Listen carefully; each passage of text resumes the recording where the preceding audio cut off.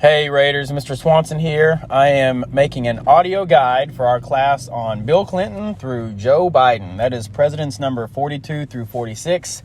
I apologize that this is not a video. You can't see my facial expressions, but this is an audio guide to the class, and I will be following the slides, and you can follow the slides right alongside my voice, and we will accomplish class all the same. I have to say I regret not being in class for this one, really for the past 3 days of presidents, because I love engaging with you all and I love seeing your facial expressions as I introduce certain information. And I know especially when it's new to you and I know I'm teaching you something, I just really enjoy seeing your facial expressions and fielding your questions, and certainly being together I can make sure I've explained things well, or if you have a question and lets me know I need to phrase it in a different way. I love being in the room. I love being with you all, and I just regret that I'm not. But of course, I'm out at drill right now, and I'm still bringing you education the best I can through the screen here. So let's go ahead and get started with Bill Clinton, president number 42. So when we left off yesterday, we just had a George H.W. Bush lose the election of 1992. And of course, that means Bill Clinton won the election of 1992.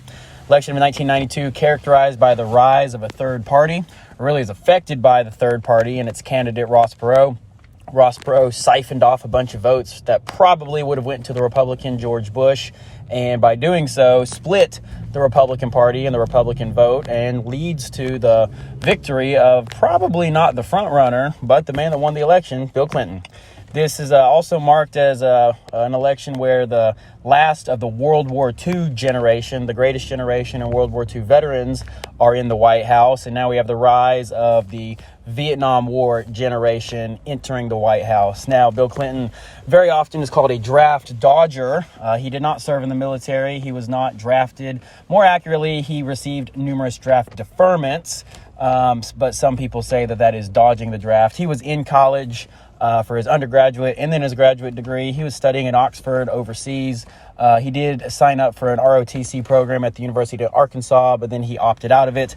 Once his draft number was called, it was very late in the lottery balls, and when he realized he wasn't going to be drafted, he dropped out of ROTC. So some people call that dodging the draft, and I'll just leave that to you to decide on your own. I present the facts, you decide for yourself. So looking at that first screen for Bill Clinton, this is the baseball card that we keep talking about. You're going to write he balanced the budget. You're going to write the Monica Lewinsky affair, and then you're going to write that he was impeached for perjury and obstruction of justice. Certainly across an 8-year Bill Clinton presidency, there are many things to talk about, but this is what our standards ask us to get into, and this is what I am going to talk about and elaborate upon each of them as we go. So balancing the budget. Certainly the high point of his presidency, a good thing that Bill Clinton did for the country. He ended the national budget deficit finally. Okay, crazy, I know. Spend less money than you take in. That's good budgeting in a family. Well, our country hadn't done that for a long time. We'd been spending from a deficit, literally spending money we didn't have. Obviously, that is not good for the economy overall. We talked about Johnson's Great Society. It really started with Johnson's Great Society and all the programs that he wanted to do. Your money funding programs through taxes, of course. And then Reaganomics, or AKA trickle-down economics, was also just spending from a deficit. Well, Bill Clinton is going to impose some tax cuts, and he's going to reduce government spending. So again, crazy. Spend less money than you take in. Bill Clinton has balanced the national budget. Good for him. And nobody is going to remember that because of what comes next. So I'll move us right along to the Monica Lewinsky affair. And I had a great aha moment myself as a teacher last semester as I was teaching this.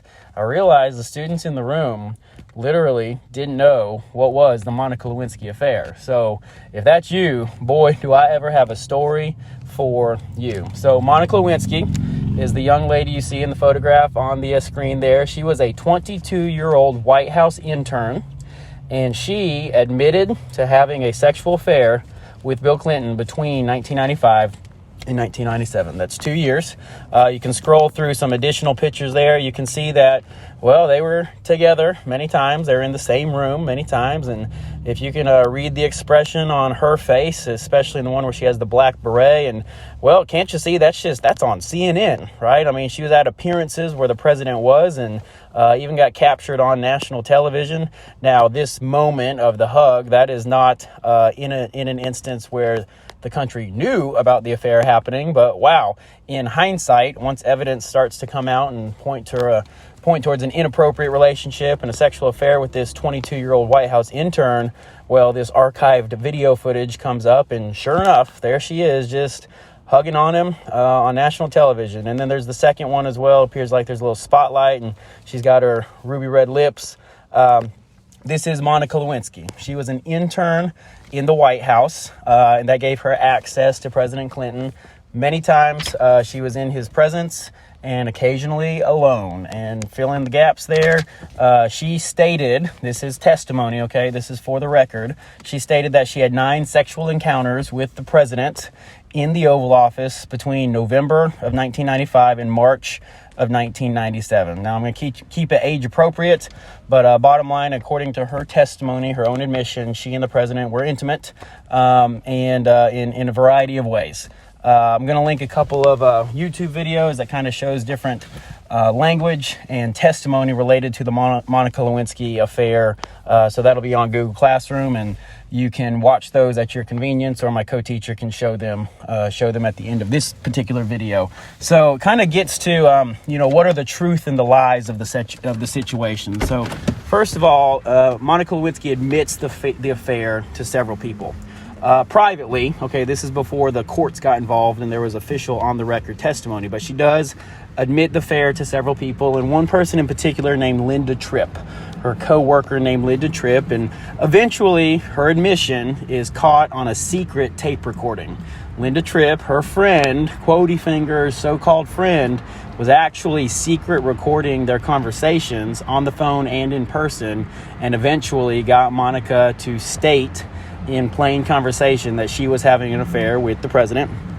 However, Monica Lewinsky does deny this under oath, and in fact, she tries to get other people to lie about it under oath as well. She tries to convince others to cover up the affair, not admit to what she had previously told them, etc. Now, President Clinton also denies the affair under oath. So you have two parties, the two individuals involved in the situation, denying the affair under oath. So how then could a situation be proved? If both people are not admitting it, how could it be proved? That's right, physical evidence. There is physical evidence, suffice it to say, that later proves the affair. And of course, it just proves that they had both been lying throughout the investigation. And now here's the really important part of the situation. To lie under oath is called perjury. That is an actual crime. If you lie not under oath by a court of law, you're a liar, right? Maybe you lose trust. Maybe your friends and family can't trust you anymore. If you're running for office and it's proved that you're being a liar, well, the voters don't vote for you, perhaps, but that's not a crime to not lie under oath. If you lie under oath, it's called perjury, and it is a crime. Suffice it to say, there is substantial and credible information that President Clinton lied under oath as a defendant in multiple cases, in multiple situations, while being deposed on camera, officially under oath. Very interesting semantics in the situation is that he denies having a sexual relationship with Monica Lewinsky. He denies having a sexual affair with Monica Lewinsky. He denies that he had sexual relations with Monica Lewinsky. And in fact, the whole country is at this time gets very caught up in what is the definition of sexual relations. See, what they did or didn't do comes under great scrutiny, and the definition of it comes under great scrutiny. So again, keeping it age appropriate, evidence does record they did not have intercourse, but what is sexual relations? What did they do? The president is denying that he believes they had a sexual relationship because it was not full-on intercourse. However, in the grand scheme of things, they did have a sexual affair, and that is what eventually he was found guilty of lying about. Now, look at this picture here where his wife, Hillary Clinton, is dressed in a yellow outfit. And I love this picture. I just love to ask students, what do you think she's thinking at this time? See, and go to the picture ahead of it where it says truth and lies, and you see the moving image. What Bill Clinton is saying at that time on that screen is, I did not have sexual relations with that woman, Miss Lewinsky. And that's where a big debate about what is sexual relations started to kind of become the national conversation. And then again, the picture with Hillary, where she's looking at him like she's just shooting some lasers at him. Hey, I mean, and as much as this is related to a public official, and can we trust the president? And is the president have the country's best interest in mind? Is he distracted? Is he able to do the work of the country? In as much as we should be concerned about him being a public official, well, they're also a married couple, and there is marital strife to be had from this situation as well. So that's just a very powerful picture of Hillary, the one where she's in the yellow outfit, because she's definitely staring some lasers at her husband, Bill Clinton, as he is saying, I did not have sexual relations with that woman, Miss Lewinsky. This is early on in the investigation. As the investigation continues, obviously the drama in the country and then certainly in their private married life is going to be ramped up, and it will be proved that he did, in fact, have sexual relations with that woman, Miss Lewinsky. So this leads to articles of impeachment. Over this situation, Bill Clinton becomes the second president in the history of the United States to be impeached. The first was Andrew Johnson, who followed Abraham Lincoln. He becomes president when Abraham Lincoln is assassinated. He is impeached for violation of the Tenure of Office Act. Bill Clinton is impeached for something much spicier. It is related to the Monica Lewinsky affair. Now, formally, the charges of impeachment follow these accusations. One, an improper use of money from a real estate deal. Several years previously, when he was the governor of Arkansas, he's accused of having handled money inappropriately in a fraudulent way related to a real estate deal that he made as a private citizen, but it was also while he was the governor of Arkansas. So that's charge number one. And then charge number two is that he lied under oath about the improper relationship he had with the White House intern, Monica Lewinsky. These kind of get packaged together, and the Republican-led House of Representatives brings forward the charges of perjury and obstruction of justice, or covering the crime up. So, to be clear, sexual misconduct was not the crime. Lying about it was. Now, you can think whatever you want about whether a person should, or whether it's okay to have sexual misconduct. You may think that's a crime. In legal speak, the sexual misconduct was not the crime. However, lying about it was. So that is what is significant, and that is what leads to perjury charges and obstruction of justice charges. Now, Clinton will continue to deny the charges against him all the way leading into his trial by the U.S. Senate. Because if you remember the process of impeachment, the House brings forward impeachment charges.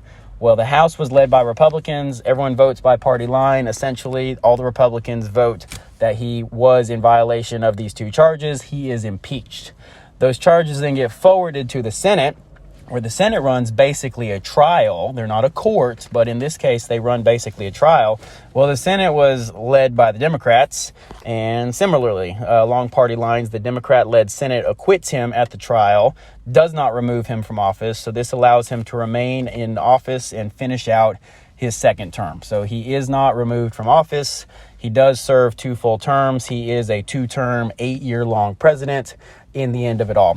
Bill Clinton, of this whole matter, he says that he just wanted to get back to the business of the country. In defending himself, especially in press conferences, he would say that this is a distraction, this is partisan, this is related to the Republicans attacking me, this is distracting me from doing the business of the country. We need to put this behind us so I can get back to the business of the country. And that might be something for you to think about. Was this a distraction? Was it politically motivated? Was it Republicans trying to get a Democrat kicked out of office, removed from office? Should someone's personal life be in the conversation about how they conduct themselves as a public figure? Is he doing good things as president, but he's being distracted by something in his personal life? And I just pose all those questions to you, kind of as, was it in the interest of the country for this to remain such a hot issue for so long? Well, as history goes, it remained a hot issue, and the country saw it through to the end, where the Senate did not acquit him at trial. So now I get to the picture of Monica Lewinsky in the present day, and actually she gave a very impactful TED Talk. She gives a very impactful TED Talk, and it is called The Price of Shame. And I'll just read one quote from it. I will hyperlink that, and should we have enough time at the end of class, that might be something worth watching. Monica Lewinsky says, now this is 40-year-old Monica Lewinsky, right? 20 years past the scandal. She actually, at the conclusion of the trial, and when her name had been dragged through all the media and all the mud, she kind of disappeared from public life. She didn't cash in on a book deal. She didn't try to stay relevant. She really just disappeared from public life. She was not trying to be famous, because what is she famous for? She's famous for a bad thing. So she just wanted to duck out of public life until she came back into public life. And this TED Talk is kind of her breaking her silence after a very long time. And she says this: I was patient zero of losing a personal reputation on a global scale almost instantaneously. Today, the kind of online public shaming that she went through has become kind of a constant. But in her talk, she says that we need to take a look at our culture of humiliation, in which online shame equals money. And she feels like that she was the very first person, patient zero, to kind of have her reputation attacked, go viral, and certainly a lot of people stood to make money based off of her situation. So pretty powerful TED Talk about the price of shame. That's what it's titled. Got two movies represented there. One is Primary Colors. Now, this movie is loosely based on the Clintons. The John Travolta character even kind of looks like Bill Clinton, and then there follows his wife, Emma Thompson, and she's loosely based on Hillary. The names in this movie are not the Clintons. It's not Bill and Hillary, but if you watch the movie, you kind of know that it is related to the 1992 election cycle. So Primary Colors is a pretty good representation of the Clintons. And then this rather new FX miniseries from the American Crime Story. The series is called Impeachment, and it is about the Monica Lewinsky affair. The character on the front of the poster there, you can see, is Monica Lewinsky. She's staring at the White House.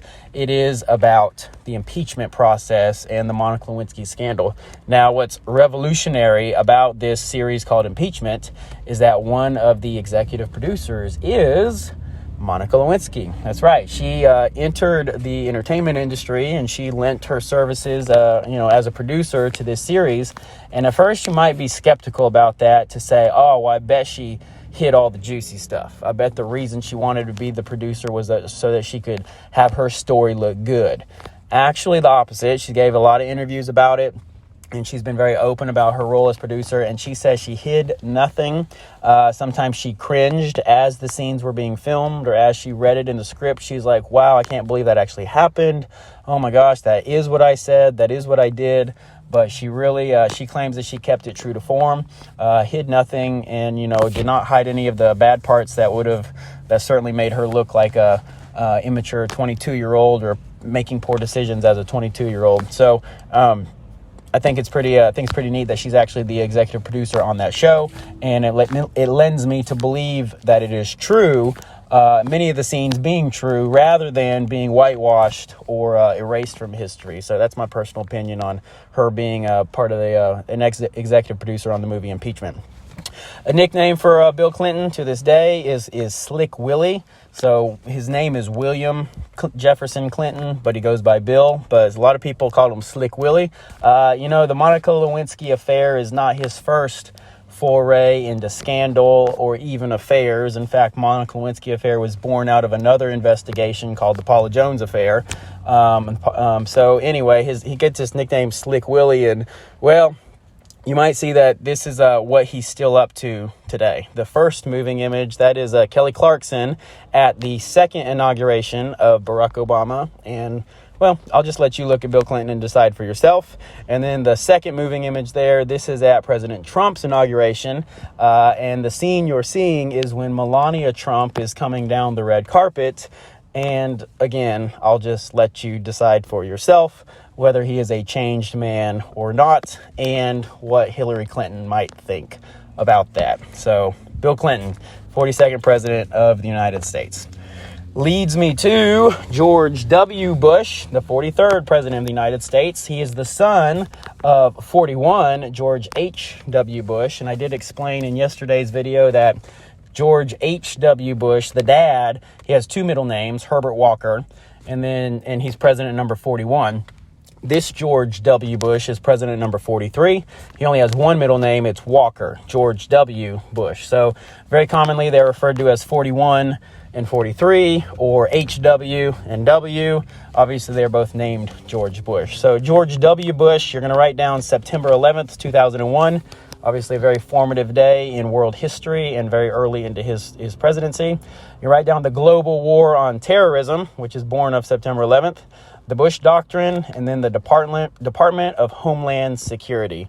There is plenty more to his presidency, but those are the big four that we are going to focus on. So how is he elected president? Well, he's elected in the year 2000, the election of 2000, and shocker, we have ourselves another tumultuous election, topsy-turvy in terms of vote counting, and questionable as to who won the election. On election night, we were not quite sure who won the election. So Bush won the Electoral College vote, so it seems. And Gore, Vice President Gore, who was running for the Democrat Party, won the popular vote in the election. Gore did win the popular vote. That is not contested. However, the contested vote centers on Florida's election results. The margin of victory in Florida was so close that a mandatory recount was required, ordered by the courts. You know, every now and then most states say if the vote is so close based off of how many number of votes between the winner and the loser, we're going to definitely, it's a mandatory recount. We're going to make sure we did it right. Gore requested a hand count of the questionable ballots. And this is where it's going to get very interesting. So if you'll scroll to, you got the slide there where there's two different newspapers. One of them says Bush wins, and then one of them says recount. See, early in the evening, Vice President Gore did concede. Concede means you call your opponent and say, good race, you won, the votes go your way, appreciate you, support you, gonna be there for you, yay America. That's what conceding is. You call your opponent and say, you won. Well, early in the evening, Gore conceded. However, which candidates routinely do that, even if there's still votes to be counted, right? You can kind of project that, yeah, it's not going to go my way, so I'm gonna call it. That's kind of a hallmark of the peaceful transition of power in America. You shake hands and you support the guy who won. You don't want to drag it on. You don't want to drag it out in court. You want to let the country know on election night who the new president is. So Gore conceded as an honorable thing to do. Well, Gore then unconceded, and it is understandable because the votes in Florida being counted into the midnight and early morning hours got closer and closer and closer and closer, and the number of electoral votes in Florida, I think it's like 22 or 25, significant number of electoral votes, and basically it was going to be the swing. Whoever wins Florida was going to win the entire election. So while it seemed like George W. Bush was going to win early on, later in the evening it got a whole lot closer. Gore unconceded. So that's where you get these two newspapers. That happened in a lot of places around the country. And in fact, my family has a newspaper from the Daily Oklahoman, which is the Oklahoma newspaper, that says Bush wins. So a lot of newspapers got delivered saying Bush wins, only to have their newspaper people go back out and try to collect as many as they could if they got dropped on doorsteps or they got dropped off at gas stations or places that sell newspapers. I know that's hardly even a thing anymore. But they snatched up the newspapers that said Bush wins and they replaced them with a new newspaper that said recount is happening or Gore doesn't concede, all that kind of stuff. So that's why there's two newspapers that say opposite things. The next picture you see is of a gentleman recounting votes in Florida, and the recount centers on the part of the controversy centers on this idea that it was a hand-punched ballot. These days, everything's all digital. Like when I vote right here in Bacon County, I go to there's a screen. It's basically like an iPad touch screen. So, it's hard to mess up who you're voting for on the digital screen. When I hit the button, it highlights the candidate I'm saying, and that's how the vote gets counted. Now, you could get into electronic fraud, and that's a different story. But these votes were paper ballots, and you actually had to physically punch out the square that you wanted to vote for. And I don't know why they came up with this word, but it's called a chad. When you punch out the little square The little piece of paper left over is called a chad. And it got so nitty gritty in this recount that they were even determining whether a chad was fully punched out. So ballots that had the circle fully punched out, that was a good ballot. But what if the little punched out piece of paper was still kind of hanging on? That was called a hanging chad, and those votes were not counted. And then what about those where the person with their little puncher stick, they thought they punched the right person and they even dimpled the paper, and you can clearly tell like who they were voting for, but it didn't punch the chad out? Well, that's called a dimpled chad. So, I mean, we got into this, the whole country is embroiled in this debate about what is a good vote in Florida based off of these paper ballots. And the guy here, his eyes are kind of bugging out. Basically, they would hold it up to the light and the light had to shine through. I mean, I'm talking like really specific recount here, and it was all related to these paper ballots and the hanging chads. Well, suffice it to say, ultimately the Supreme Court got involved and it ruled that a statewide vote would be unconstitutional, and bottom line, Bush is declared the winner of Florida. So Gore won the popular vote. Bush wins a contested electoral vote. You can see how the nation would be greatly divided moving forward to the 2001 inauguration of George Bush.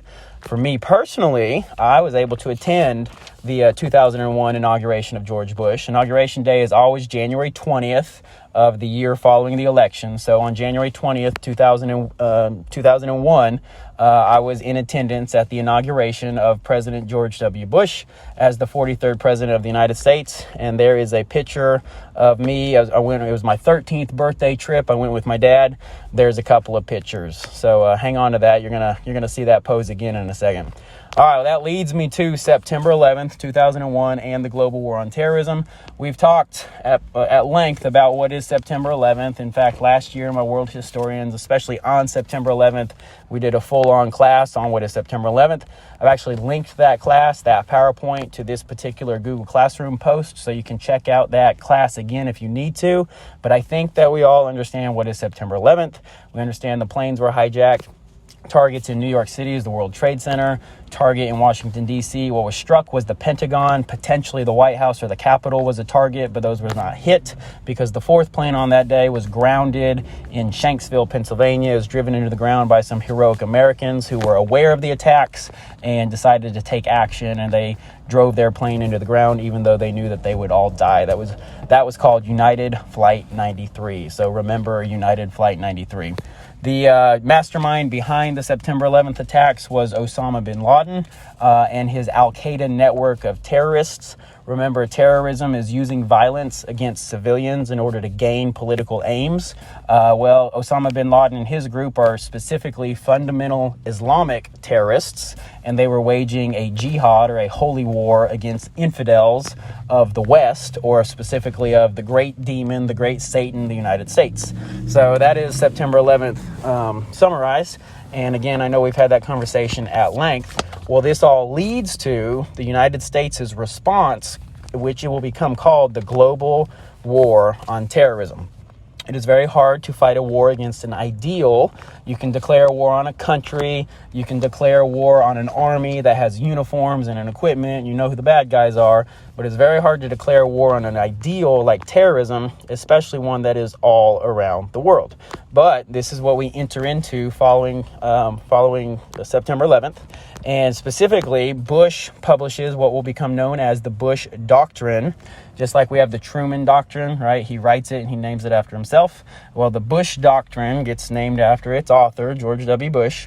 And to summarize, it says that the United States will actively fight terrorism throughout the world. We will go to the enemy, not wait for the enemy to come to us.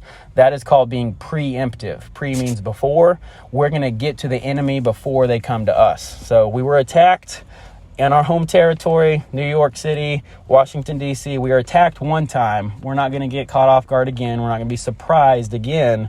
We're going to take the fight to the enemy first. So you can see the actual statement there. I got the picture that says the Bush Doctrine. This is actually from the George W. Bush Presidential Library, which is in Dallas. And obviously it's a big part of his legacy, which is why he has it in his library. he has a big old cutout of it in his library. Well, another little side effect, something that is born out of September 11th, is the Department of Homeland Security. This is a brand new cabinet position. We've talked about the cabinet before. George Washington sets the precedent of having a cabinet, and his cabinet was made up of 4 individuals. Well, I showed you President Biden's cabinet, and it has 16 or 17 individuals, depending on how you count them, core cabinet positions versus tertiary cabinet positions. Regardless, the Department of Homeland Security is born of September 11th, and it is a brand new cabinet position. We call it DHS. Today, there is a secretary for the Department of Homeland Security. It's in the president's cabinet. It was created to coordinate or organize the efforts of many different agencies seeking to help protect the American people. A lot of times we call these the 3-letter agencies, such as FBI, CIA, etc., DEA, and on and on and on. These multiple agencies before September 11th, they all had their own databases. They all had their own criminal watch lists. They all had their own top 10. They all had their own separate fingerprint databases, and they weren't sharing with each other. So the FBI might know something, and the CIA might know the other half of something, but they never came together to solve the puzzle on whatever terrorists they were tracking. Obviously, that's an inefficient way to do police work. That's not helpful. Information became very protective. Like the FBI was protective of the information they had. The CIA was protective of the information they had. They didn't want to share with each other. Well, the Department of Homeland Security now brings all of them under an umbrella. And I want you to think of it like that, an umbrella for all these agencies that now share information with each other. And if you look at that graphic there, you can see even NASA is included in that, FDA, CDC. Those have been in the news recently. All those agencies are now under the umbrella of the Department of Homeland Security. So additionally, born of this, and this is not on your notes, but I'll just say it here, there's a action called the Usa Patriot Act. Basically, the Usa Patriot Act allows the government to listen in on any phone conversation and read any email or text exchange and open that all the way up to all the social media platforms in the interests of protecting the country. It is an expansion of presidential powers in wartime. We have seen this happen time and time again in a time of war. Lincoln, he did it. He did it with a suspension of habeas corpus. Wilson, he does it with the Espionage Act of 1917. Johnson, he does it with the Gulf of Tonkin resolution. So we've seen presidents expand their power in a time of war in the name of national defense, things that would seemingly go against our Constitution or some of our guaranteed rights, but it is authorized for the defense of the country, for the good of the country in a time of war. Well, the Patriot Act and its wiretapping and spying, a lot of people didn't appreciate that. A lot of people didn't think that that was something the government should have the ability to do. A lot of people would say the Fourth Amendment guards against unlawful searches and seizures, and information is a search and a seizure. But on the other side of things, so that's people that think it's an invasion of privacy. And I totally understand that. On the other side of things, what if the FBI, CIA, Department of Homeland Security is able to hear conversations or receive messages that indicate another grand attack on the United States, big or small? What if their wiretapping and their listening under the USA Patriot Act allows them to stop an attack? I think that's a good thing, and I also hear that side of the conversation. So whether it's an invasion of privacy or the stopping of attacks, I hear both sides of the conversation. Some people would say that it doesn't matter, you can't invade my privacy even if it's going to stop an attack. And then other people would say if even one attack is stopped, then go ahead and invade my privacy because I want the attacks to be stopped. So I hear both sides of that conversation for sure. The U.S. Patriot Act has since expired, but it existed for a very long time, and it was kind of born of September 11th and the global war on terrorism as well. The pictures you see here now are we have been able to visit George W. Bush's presidential library, which is in Dallas, Texas. It's actually at Southern Methodist University, which is just outside of Dallas. You see the girls sitting at a replica of his Oval Office desk, and Mason is on the phone. And then there's a really cool set of statues where both gentlemen are, in statue form, number 41 and 43. Of course, that's father and son, and I love that my girls are holding their hands. Very good men to for them to hold their hands, right? Those are some good men right there. And there's just the whole family, because Dad doesn't usually get in pictures unless it's selfies.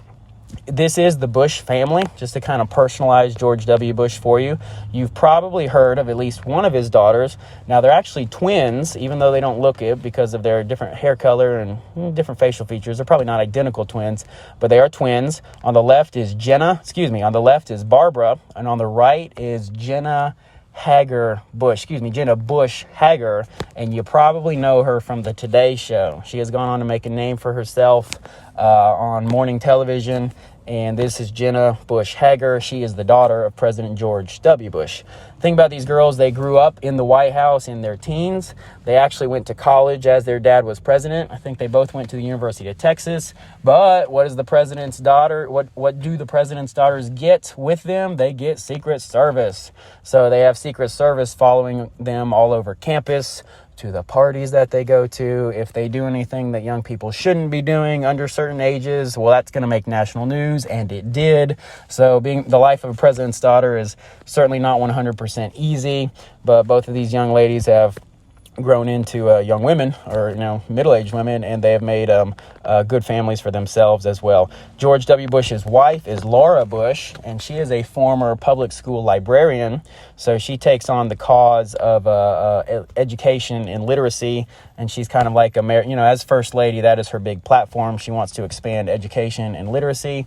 Kind of additionals in George W. Bush's presidency is the No Child Left Behind Act, and that is kind of born of her affections for education and literacy.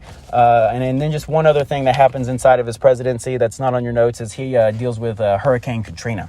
Hurricane Katrina hits New Orleans very tragically in the year 2006, and a pretty significant domestic event that George W. Bush deals with. He's a two-term president, is reelected in the year 2004, but he is an example of remember the phrase we said about Kennedy, you either die a hero or live long enough to see yourself become the villain? Well, he didn't die, and of course that would be a good thing. But in 8 years, he kind of takes a downward slide in his 6th, 7th, and 8th year. Gets embroiled in some, the economy is not doing quite as well. The wars in Iraq and Afghanistan are now dragging on. So instead of being that awesome, victorious September 11th, we have this awesome response to September 11th, and we just tidied up in a short war. That's not what happened. We're embroiled in a very long war on two fronts, Iraq and Afghanistan, and many people start to blame George W. Bush for the poor economy, the struggling economy, and the lengthy wars that are shaping up in Iraq and Afghanistan. Remember, his dad fought a war that was 43 days long. Well, now he embroils the nation into very, very lengthy wars. Two more pictures on George W. Bush here. Later in his life, see the picture of him painting. He takes up painting. It's not a hobby that he had beforehand, but it's a hobby that he takes up in his post-White House years, and he actually commits to painting a portrait of every service member who has been killed in either Operation Enduring Freedom, which is Afghanistan, or Operation Iraqi Freedom, which was the war in Iraq. So imagine being the family of a service member who was killed in service, killed in combat, and the President of the United States, or the former President of the United States, paints a portrait of your son or daughter and gives it to you. That is pretty cool. That's a pretty powerful, sentimental, emotional thing. And for him, I think it's healing. He's described that. He says that he realizes he sent these young people to war. He was commander-in-chief, and they fell under his watch. They died under his command. And this is kind of, he carries the weight of that. So his painting is a healing thing. I think that's pretty cool. Finally, the book that you see there, you see him waving at a book signing, and you see that book on my table at the front of the room as well. His book is called Decision Points, and I've read the book. It's wonderful. Here's my summary of the book. It's like he's saying, I had to make some decisions. Here's the information I had at the time. Here's how I and my team thought through it. We did the best we could.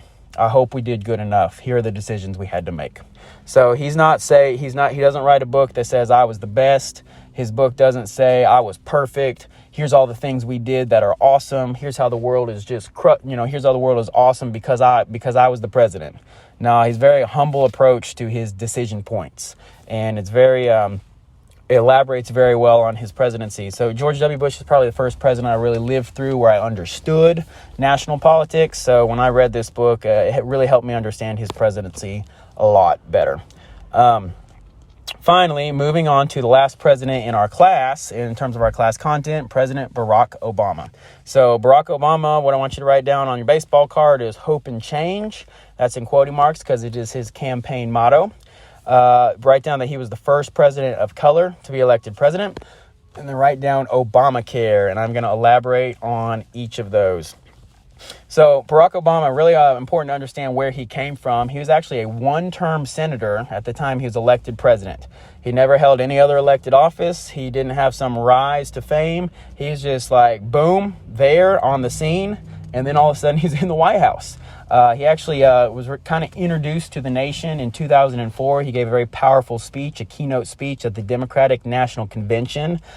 He was not running for president at that time. He would run for president one cycle later. So in those 4 years, he built a name for himself and all of a sudden became the candidate, became the nominee, and ultimately the president. So it is said that by the time he finished speaking in 2004, Democrats across the country feel like they saw the future of their party. Even though they would lose the election in 2004, George Bush would stay the president. Democrats got really energized by this new guy, Barack Obama, out of Illinois. He's from Chicago. He's a senator out of Illinois. So moving on to Hope and Change. Hope and Change is his 2008 campaign slogan. And it's 2 words, right? 2 real descriptive words. You see the posters there. Those were his campaign posters, kind of artistic and the shading of his face. Like those were very iconic campaign posters from 2008. And the reason for the phrasing is that it was motivated by a desire to change leadership from the previous administration and party. Certainly that's where the word change comes from. And then, you know what? Every candidate wants to posture on hope, right? I hope that the future will be better. If you vote for me, you can have a hope that the future will be better. But really capitalized on the idea that the Republicans had their 8 years and it's time for a change. There's high unemployment in the country. It's a weak economy. It's time for something to change. It wasn't an ugly election. He wasn't nasty towards George W. Bush or slinging mud or anything like that. But you know what? Republicans have had 8 years. It's time for change. That's what hope and change would mean. Barack Obama obviously is a barrier breaker. Why don't you look at that picture of all United States presidents from George Washington to that graphic goes all the way to Donald Trump, and you'll see one man who has a face of color, and it is Barack Obama. So he was a barrier breaker in that regard. He's the first person of color to be elected to the United States presidency. And it was largely thanks to a record turnout of African American and Hispanic voters. People wanted to vote for someone who looked like them, and they did. And that is what swept him into the White House. A lot of African American and Hispanics, they may have been registered to vote, but they just never did in the past. Or they may not have been registered to vote. They didn't have a reason to want to go to the polls. They didn't have anyone on the ticket that looked like them, so they didn't have any motivation to go to the polls. Well, when they finally saw someone that looked like them, finally have a chance to vote for someone who looks like them, they registered and they went to the polls. So the record number, numerically speaking, quantity of African Americans and Hispanics who went to vote and vote for Barack Obama sweeps him into office. So he defeats John McCain, the Republican, and he is the winner of the election of 2008. There's a picture of him swearing in, holding the family Bible. He has 2 young daughters who will grow up in the White House as well. This is the Obamas. You can see that they are a very normal family, right? Just an all-American family. 2 daughters, husband and wife. They had a dog. So they're just kind of representative of the American family, and certainly for African Americans to see someone that looks like them in the White House, very barrier breaking. Michelle Obama is an iconic first lady as well. She goes on to have her own favorite topics, and one of them is nutrition in schools. So love it or hate it, your school lunch is related to Michelle Obama's Fit Kids, Healthy Kids initiative. And that's the reason you get vegetables on your lunch tray every single day, whether you want to or not. Now let's talk about so-called Obamacare. This is one of his major pushes in his presidency. Is actually called the Affordable Care Act, or ACA, right? We use acronyms for everything. It's actually called the Affordable Care Act. Republicans started to call it Obamacare as a derogatory statement. They had their criticisms of it. They say it was basically socialized medicine. It was going to cost too much money to implement throughout the country, right? Basic criticisms of it. So they call it Obamacare. They slap his name onto it, almost in a derogatory way. Well, guess what? He grabs that and makes it his thing. He's like, yep, this is Obamacare. This is what I stand for. Medicine for everybody. The goal was to make healthcare affordable for everyone, to lower costs for those who couldn't traditionally afford medical insurance, to give everyone a chance to have medical insurance. Now, the criticism or the negative side of it is that it forced everyone to purchase health insurance and it penalized those who don't. So there's definitely a double-edged sword, two sides of the coin, whatever little cliche you want to come up with. Some people have health care who never would have had it before because of the Affordable Care Act. Some people pay more money annually than they ever had before because of the Affordable Health Care Act. There's also criticisms of whether you could keep your family doctor, it was inside of your network or not. A lot of people lost their family doctor, even though it was promised that they would be able to keep their family doctor on their plan. Another thing is the ACA website, the Affordable Care website, routinely crashes, and its initial rollout was a total technical disaster, and that did not look well on the Obama administration. They've been preaching Obamacare for so long, and the day that the website launched, it was a total crash. So the next video you see here is Jimmy Kimmel. Kind of a person on the street interview. We've watched one of these before related to women's suffrage, where he uses the word and people don't understand the word and they end up just looking really silly.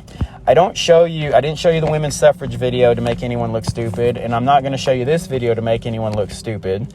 I'm showing you these videos so that you can be the educated one at the end.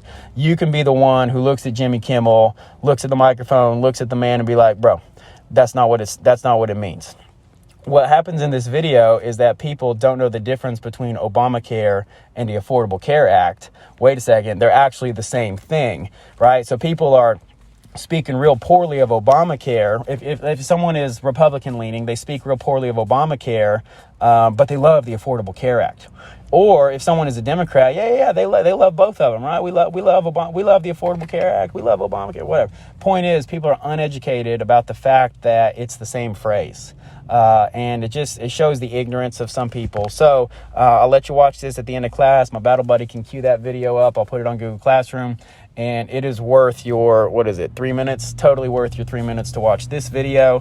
And you'll have a giggle out of it. And most importantly is you'll be the educated person at the end of the video. So round out Obamacare here with some criticisms. Criticisms are that taxpayer dollars are used to cover controversial medical treatments such as sex change operations, Plan B, birth control, pregnancy termination medicines, basically abortive medicines and procedures, which is abortion. So should my taxpayer dollars, right? I have to pay taxes. Everyone has to pay taxes or else you go to jail. Should taxpayer dollars be used for these medicines that not everybody agrees with? That is one of the criticisms. Other criticism is very high premiums and deductibles.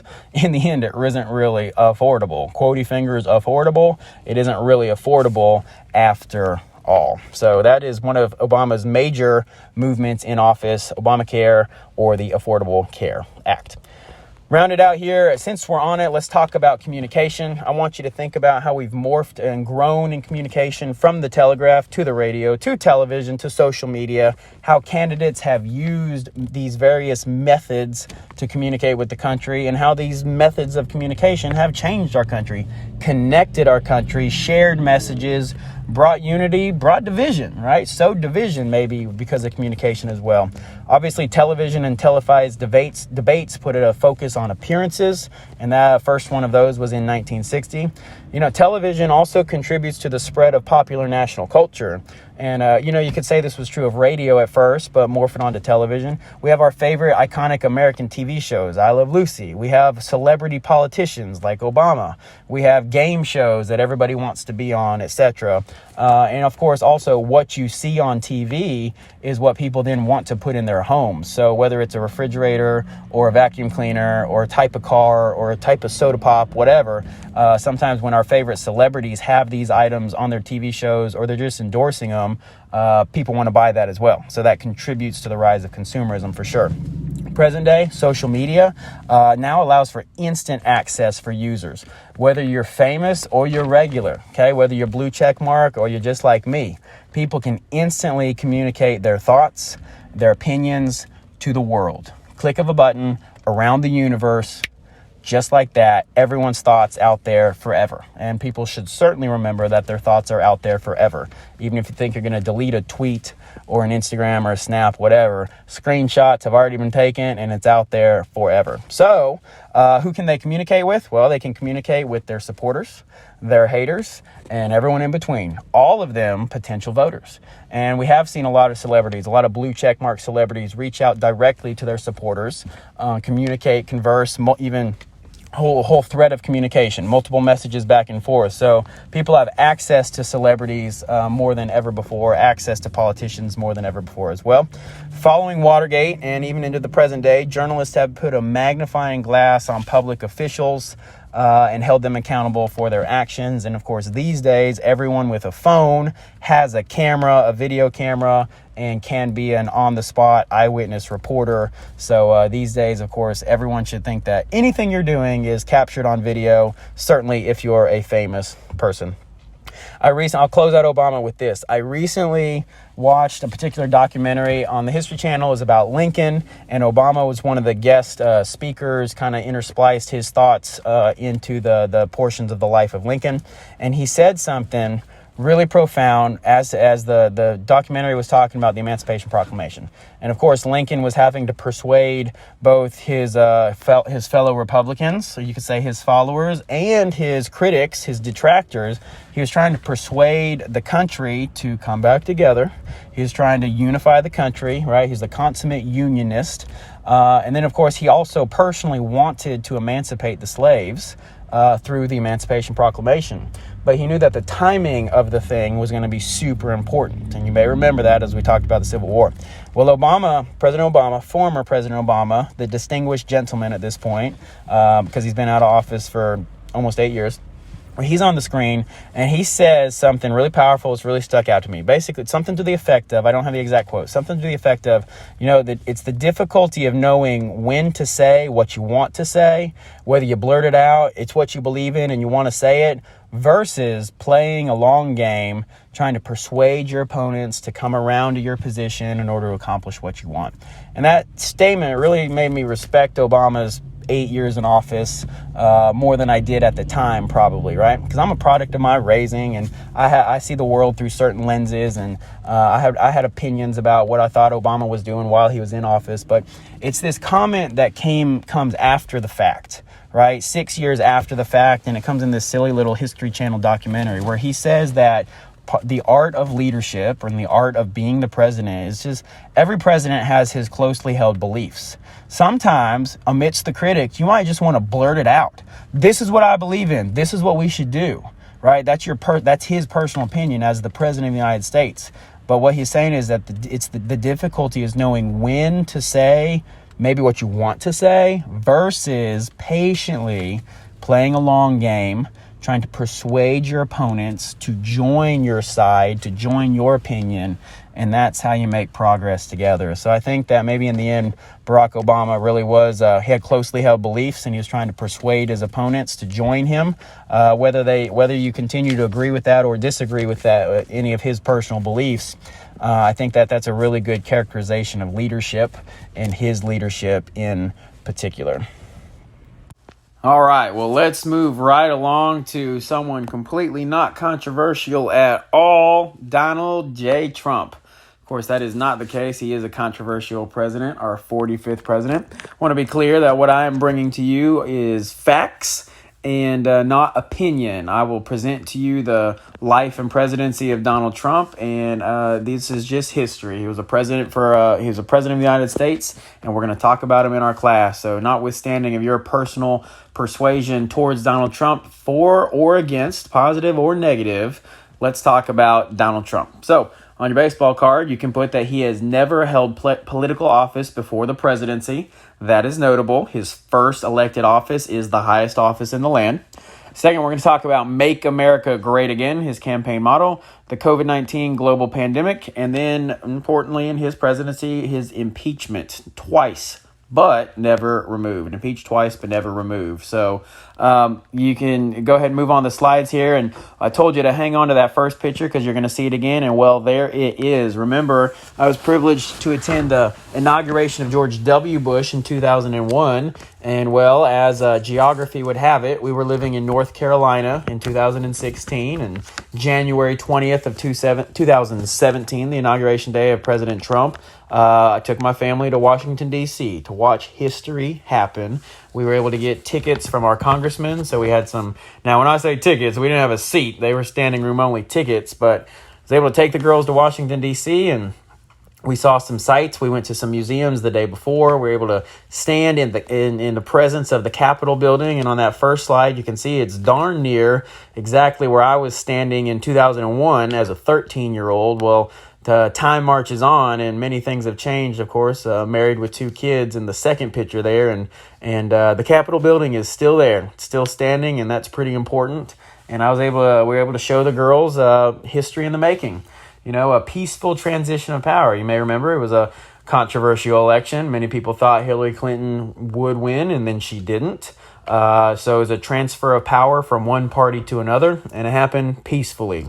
We did see protests in the city, and that's something that Casey will never forget. I'm not sure if Mason remembers it or not, but Casey and I to this day very often talk about what we saw in the streets of D.C. on that day and some of the chants. And there was one moment where we almost got cut off of the street that we were supposed to enter. Our tickets were supposed to be on E Street, and there were some protesters trying to really lock arms and block off the whole access to E Street and basically trying to keep people from going to the event.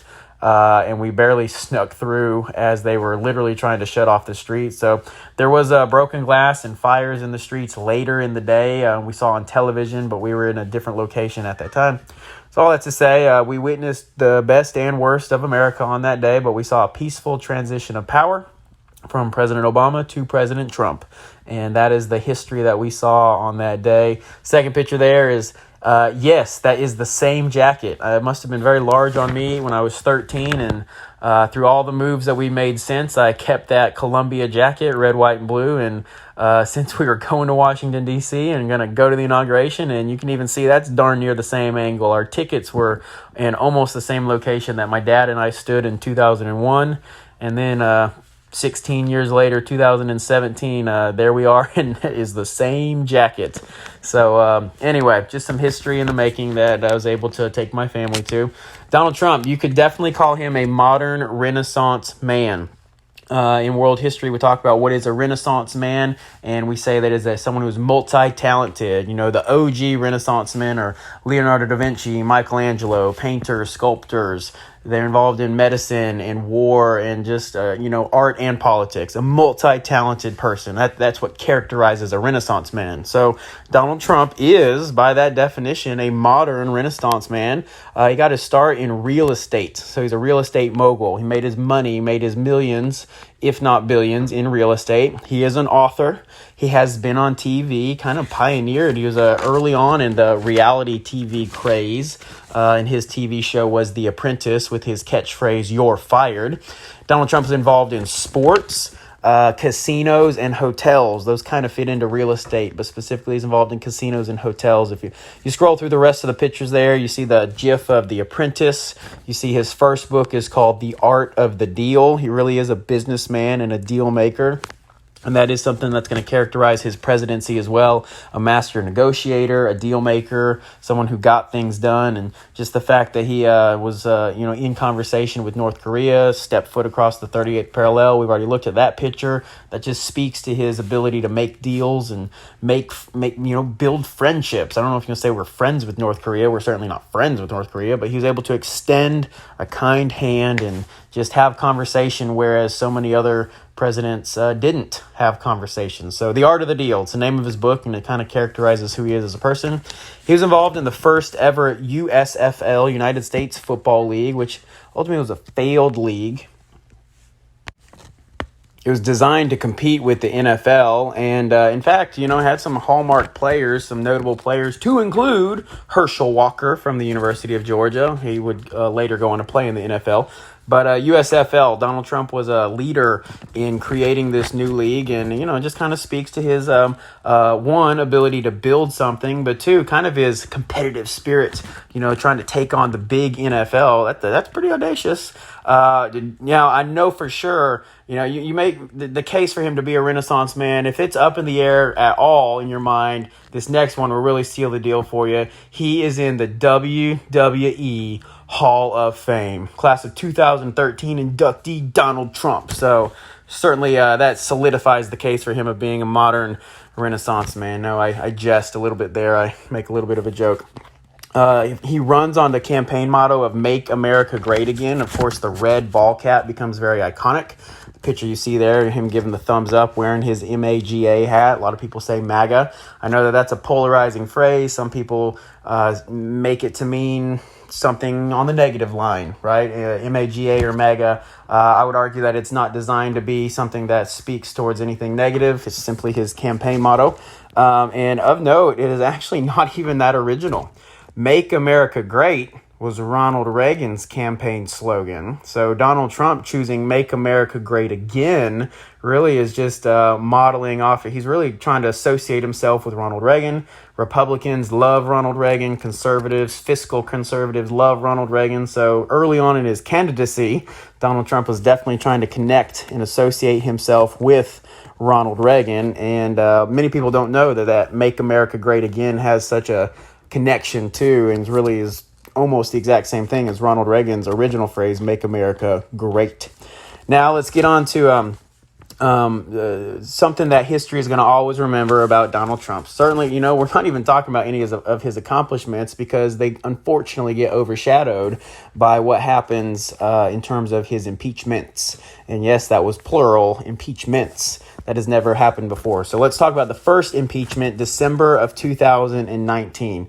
So President Trump's first impeachment actually stems from allegations related to foreign interference in Ukraine and into the 2020 election. Now, even though it's December of 2019, the allegation is looking forward into the 2020 election cycle. And long story short, President Trump took a phone call with the new president of Ukraine at the time, Volodymyr Zelensky. And yes, that is the same President Zelensky that is on the world stage and making news as it relates to the war in Ukraine right now. So it's that President Zelensky, the one that I have a man crush on. President Trump was on a phone with him when he was new to the presidency of Ukraine. And, long story short, it is said that President Trump implied that President Zelensky should investigate Vice President Biden's, or now President Biden's son, Hunter, and any business dealings that Hunter Biden may have in Ukraine. And that is an allegation that he was interfering with President Biden's chances to win the 2020 election. And since he was telling a foreign power to do it, also he was dangling our cooperation with Ukraine.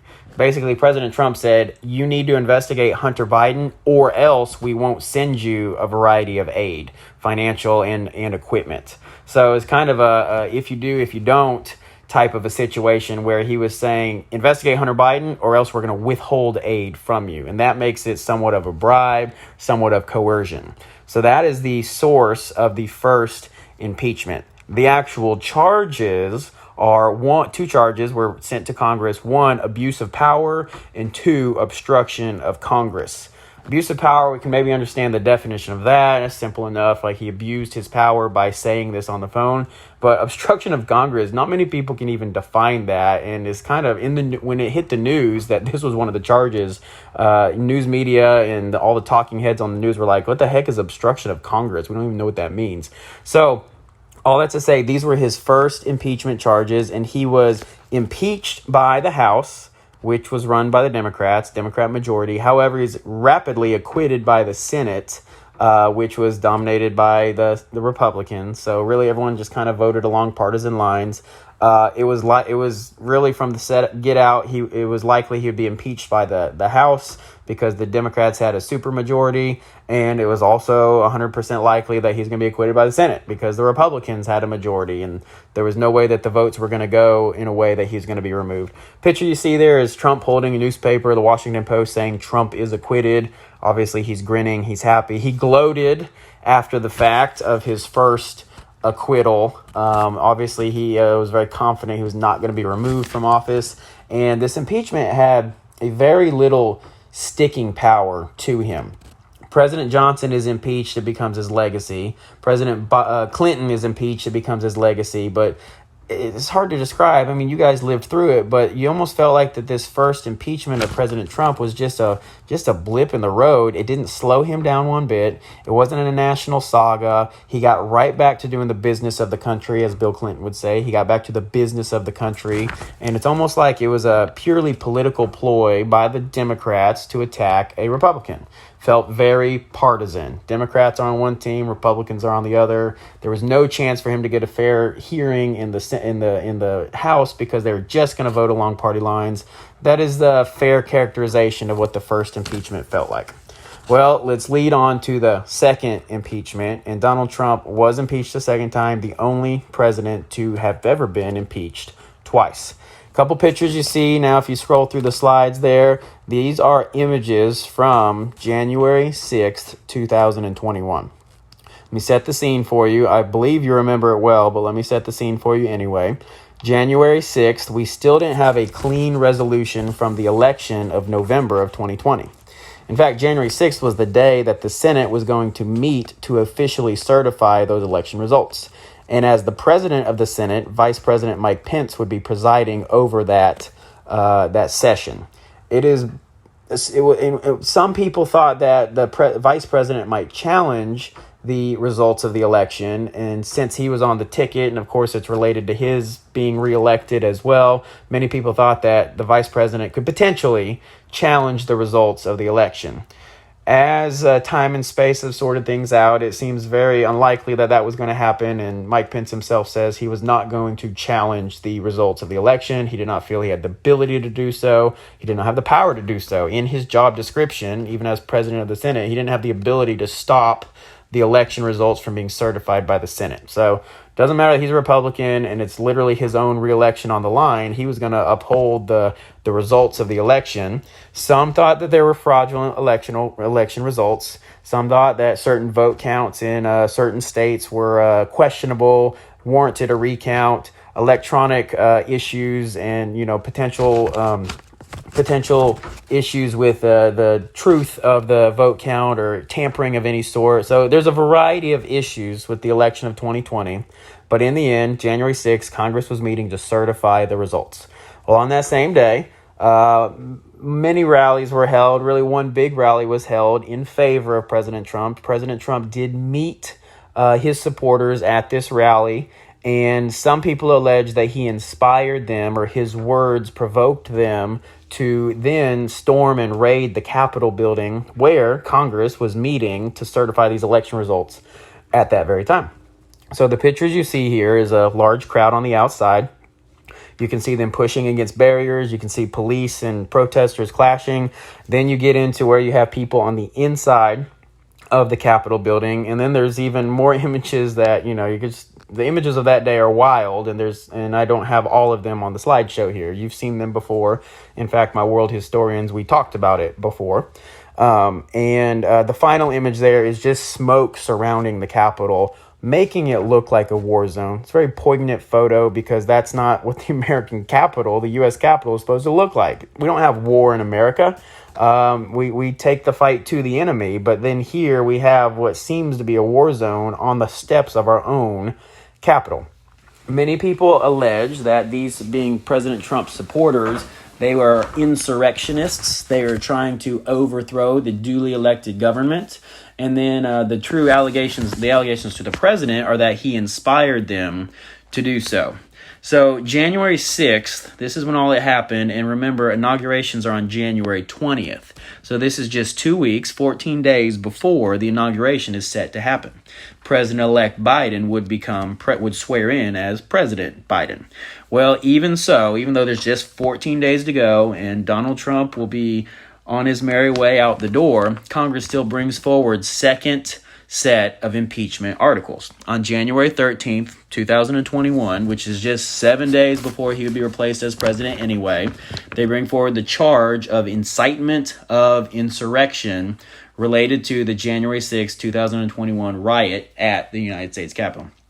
Guys, I got to stop and say I remember that day poignantly. I remember that day very vividly. In fact, I remember getting alerts on my phone in class, Fox News alert, CNN alert, World News Report alert that this is happening at the United States Capitol. And of course, in class, I don't open my phone or read the article thoroughly until the bell rings. 3:05, 3:10, the bell rings. And then I do open my phone and I go to Fox News Live on my phone. I'm giving you my personal story and what I remember from this history right here. I open my phone and I start to watch Fox News live streaming, which that just speaks towards how much technology has advanced as well. I'm able to do it from this device that fits into my pocket, and I see these images live on my screen. I specifically remember Mrs. Nipper rolls into the classroom. Just as she was walking down the hallway, I chatted her up and said, "Have you seen this?" And she and I chatted a little bit about what was happening right then. And the images at the time showed people kind of ramming into the chamber of Congress. There are some pistols drawn, and there are protesters peeking through broken glasses, broken windows, and guns kind of greeting them right at their eyeball level. Crazy. I remember this happening as I'm standing in Bacon County High School. I'm watching it on my personal cellular device, right? That advancement in technology, and I'm seeing it happen like right as it's happening. So I remember this very vividly, and it's going to affect my life shortly, even though I didn't know it. So the charge that it goes before the House of Representatives is incitement of insurrection. It is voted upon, and he is impeached. He is impeached a second time. That makes it a record. Of course, he is the only president to be impeached a second time.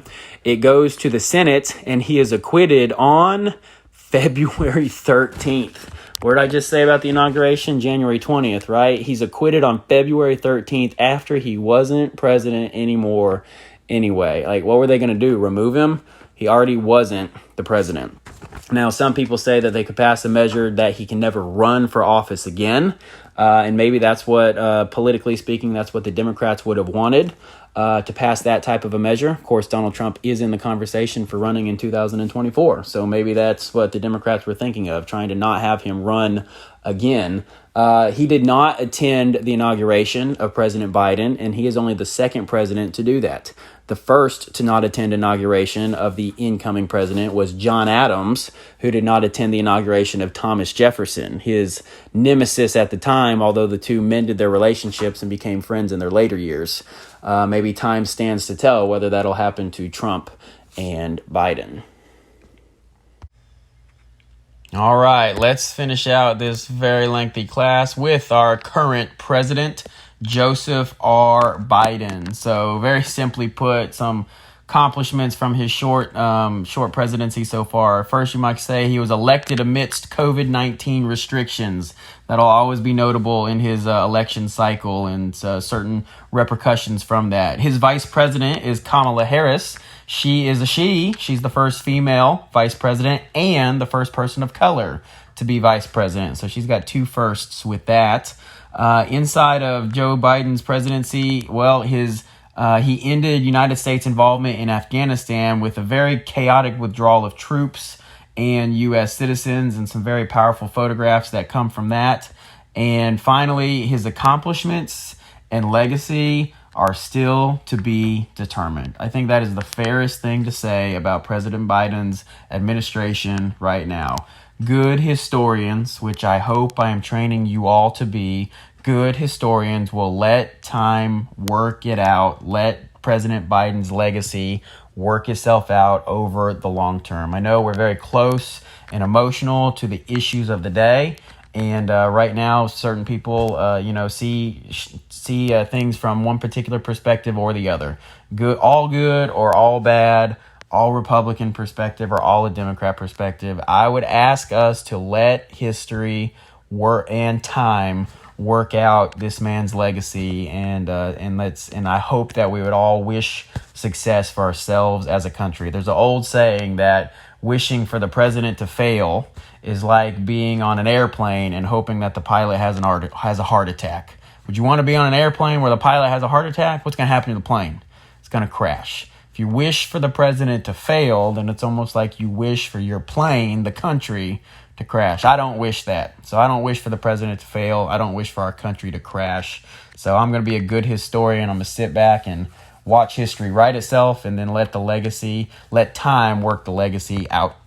As you scroll through this here, as you scroll through the slides here, you're going to see the same pictures yet again. This time a third one is added. Very unplanned and unexpected attendance of a third inauguration in my life when I was called to President Biden's inauguration in January of 2021. In light of January 6th, the National Guard was activated to provide protection in the capital city, to provide protection at the inauguration itself. This inauguration was actually not open to the public, which was a tragedy. Inauguration should be a national celebration, a peaceful transition of power, even if it's from one party to another. Even if your candidate didn't win, we should celebrate a peaceful transition of power. That should be a hallmark of the American political experiment.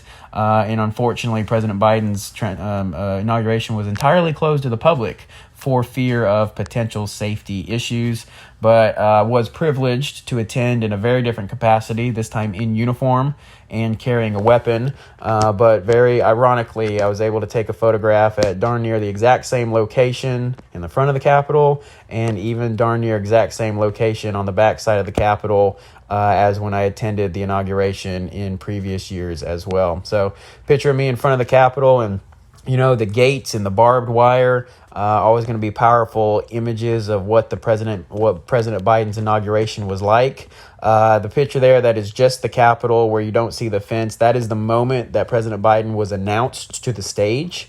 Certainly you can't see him. I was not close enough to see facial images or anything like that, but he is walking through that red draped arch right at that time. Right at the time I was able to take that photograph.